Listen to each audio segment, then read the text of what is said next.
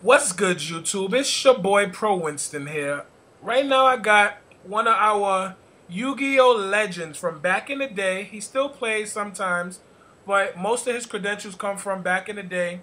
His name is Hector Heras. What's good, Hector? What's up, man? How you doing? I'm fine. I'm just tired. I just came in from school, but I have to give the YouTube subscribers what they want, and one of the big names was you. So, explain to us where you're from and how long you've been playing the game.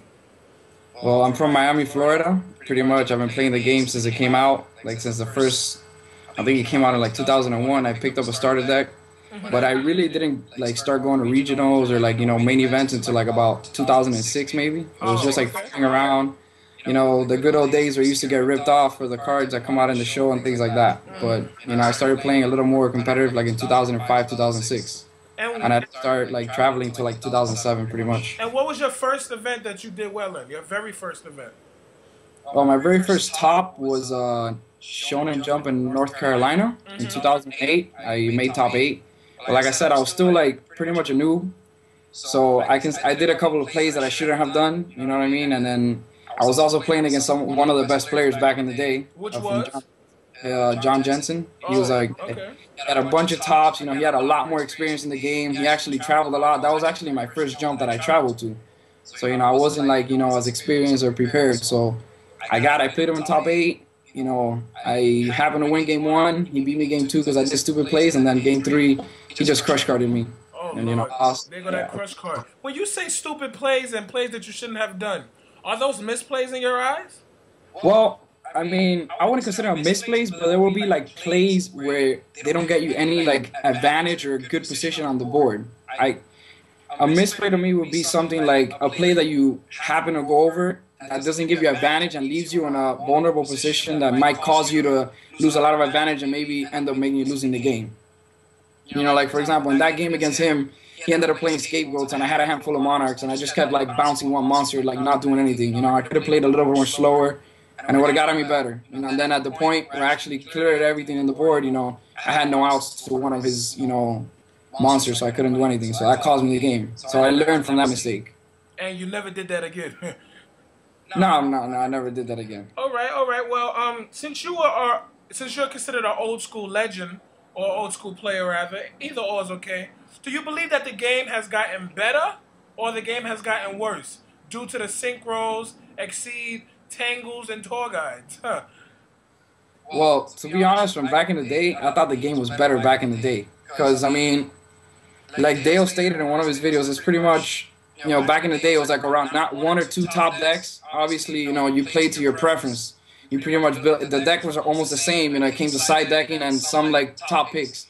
And nowadays, there's too many decks. I mean, you go to like an event, and you can expect 5, 6, 7 different decks, and you might be doing good, and then you lose to a deck you weren't prepared for. Even though you should be prepared for everything, but then there's always those random decks. Damn, that is very solid, man. Like, do you think if you come back, you can get a top? Well, I mean, who knows? Maybe. I mean, I'm planning to come back next year. I mean, my last event was Indy. I topped, and I lost to the guy that won, pretty much. He bested me, yeah. And I'm planning. I have school. I have too much school right now, so I have classes on Saturday, so I can't even travel. So, but I'm gonna play in Atlanta, and then I plan to go to Cali. So we'll see by then. Like, I mean, I still keep up with the game, and I practice online on Duelist Network and things like that. But I haven't been to like a tournament in a long time. So hopefully I'll prepare. Get some cards and go over there, and hopefully get a top. How many tops do you have? Well, I have about 9 YCS tops or Shonen Jumps, whatever you want to call them, from back in the day. And then I had 2. Wait, hold on. I'm sorry to cut you off. We need to know exactly how many, because you're classified as a legend, and the legends are those who did very well back in the day. So how many jumps do you have? I mean, I have to pull it up. Like, out of the top of my head, I can tell you I topped about 7 jumps in Teledite era in a row. Oh, okay. And then I topped nationals. And then I believe I topped Indy, and then there's one more that I kind of count for. I don't remember which one it was right now at the moment. Okay. And then I topped nationals of 2010. All right, so last year nationals. Okay. What is your greatest moment in Yu-Gi-Oh? My greatest moment, the one that I love, is my first national top in top 8. Chris Bowling, 1 turn away from going to Worlds. This man draw Sangan, then crush cards me for 5 cards, and I lose the game. One turn away going from Worlds, man. You got crush cards for 5 cards, you scrubber? Yeah, man, he had 2 Dark Arms, a Snipe Hunter, a Vanity's Fiend, and a Stratos that were on the field, man. Those devastating. Jesus Christ. Jesus Christ. Hold on real quick.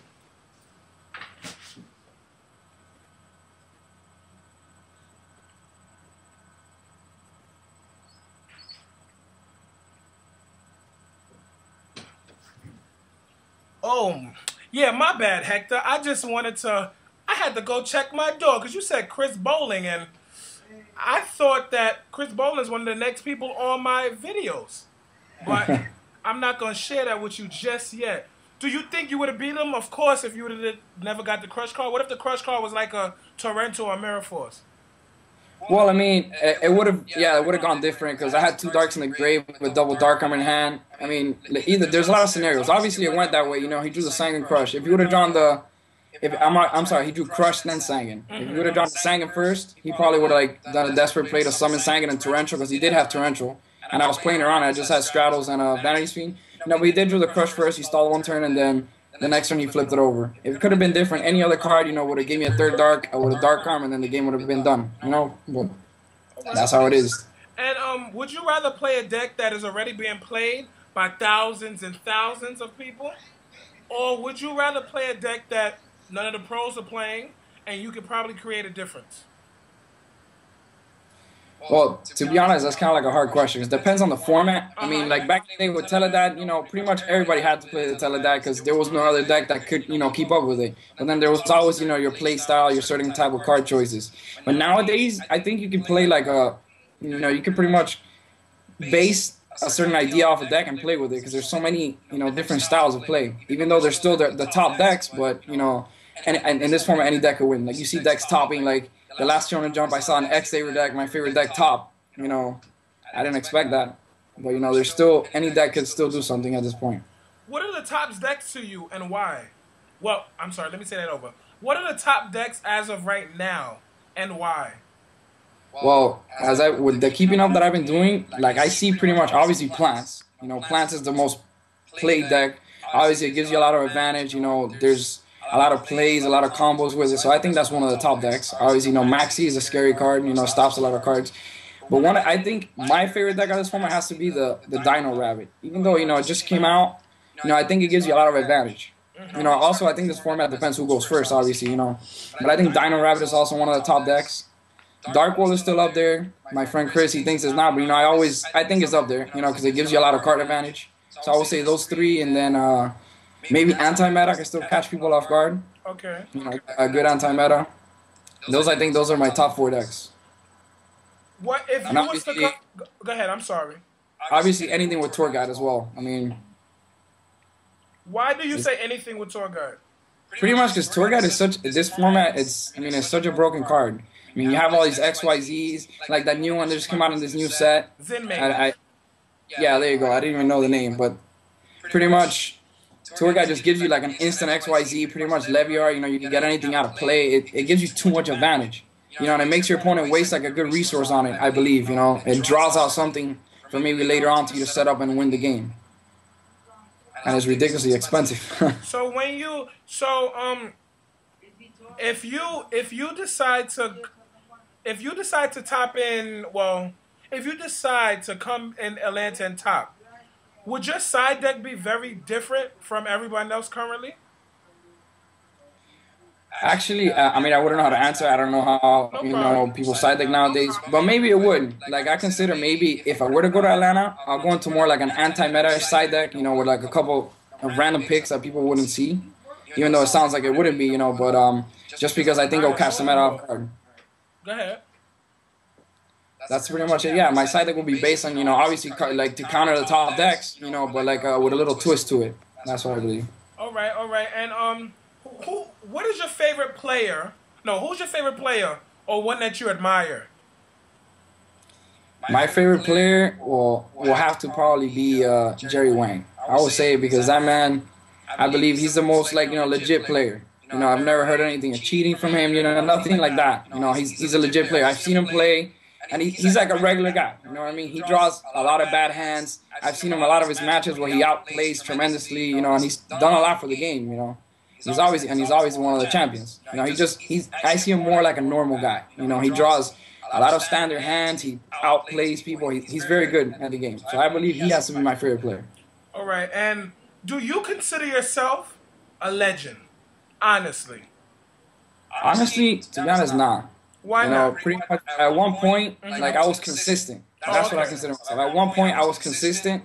And, you know, I just wanted, like, I started this game because I wanted to make a name for myself, as stupid as it sounds, you know. So I started traveling. I liked the game, you know. And then at one point, I just became consistent through practice and traveling, you know. But I don't consider myself a legend, to be honest. Because you don't consider yourself on the level of Dell and Lazaro and Jerry Wayne and Chris Bowling, or what?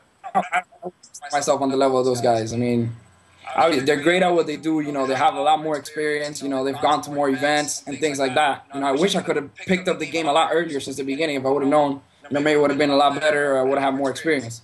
You know, so I don't consider myself on those levels. I mean, you could say maybe I'm a pro, I'm not, but on that level, I don't consider myself as them, to be honest. Well, I classify you as a legend only because you topped so much times during the time where all these legends were made legends. You did. You was standing toe to toe with Cesar Gonzalez during the teledeath format where he probably dominated the most, and that's why most people emailed me, inboxed me, sent me YouTube messages. We need Hector, and that's why I reached out to you during your busy schedule because I know you're hella busy, but that's why you are considered a legend. That's why I asked you those two questions that only legends can answer, and you answered them to the best of your ability. So I'm pretty sure other legends might not see you as a legend as them, but you do have those credentials as some of the new players don't have right now. I'm gonna ask you this one last question, so all these other players who's just like me trying to aspire to be like you and everybody else who stays consistent with multiple tops, what do you do to stay successful at this game? Well, right now I haven't played, but back in, like, you know, when you play, I believe practice. I mean, sounds kind of dumb, but I mean experience. If you want to get better at the game, you can't expect us to go to locals. I mean, you have to step it up, you know. That's what happened to me. You know, I started playing at regionals, and then from there I decided, hey, you know, let me go to jump, see what it's like. Then I went to my first nationals, and then from there you start going to a lot of events, and you know, you meet different players. You see plays you've never seen. You know, you practice with different players, and that's when you step up your game, and that's how you get better. So stay consistent. I mean, you have to travel, you know. You have to play against better, you know, harder competition. I'm not saying, you know, locals might not be the hard competition in some states, you know, but when you go to like higher level tournaments like YCS and national, those are the places to be. You know, you meet the better players, you get to see them play, you know, and play with them and things like that. And that's what I think makes you a better player. The traveling gives you the experience, and then sooner or later, you know, eventually some will top. You know, after, you know, practicing and playing with the best.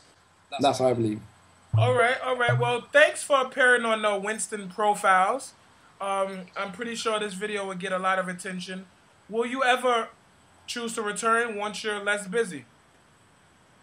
No, yeah. Like right now, I have too much school, but like I said, next year I'm planning to, you know, after I finish school, I'm planning to go to a couple events. Like I said, Atlanta is for sure. I'm buying ticket in January, and then since I didn't like the format, you know, it's kind of expensive, to be honest. Even though, and there's too much diversity, maybe when the new ban list comes out, I'm gonna go to the. My friend told me about it's gonna be the first format. I'm gonna go there, you know, maybe with something creative. It gets you, you know, maybe a nice top, or, you know, it gets you far. You never know because it's a new format. So I'm planning to go to those two, and obviously nationals is always a, you know, that I already got the invite, so that I'm gonna go to.